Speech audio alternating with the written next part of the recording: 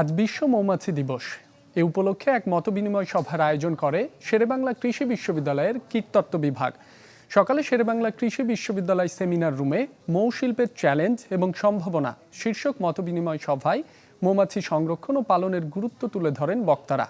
B engaged with youth প্রতিপাদ্যকে সামনে রেখে আয়োজিত এই সভায় বক্তারা বলেন, মৌচাষ শুধু মধু উৎপাদন নয়, পরাগায়নের মাধ্যমে ফসল উৎপাদনে সাহায্য করে। দেশে মৌ গবেষণা বাড়াতে পারলে এর পরিধি আরও বাড়বে বলে দাবি মৌ বিজ্ঞানীদের। এতে সারা দেশ থেকে শীর্ষস্থানীয় মৌচাষী, কীটতত্ত্ব বিভাগের শিক্ষক ও শিক্ষার্থীরা অংশগ্রহণ করেন। 2018 সালে জাতিসংঘ এই দিনটিকে উৎসর্গ করে মৌমাছিদের জন্য। প্রয়োজন হচ্ছে একটা বি বোর্ড ডেভেলপ করা।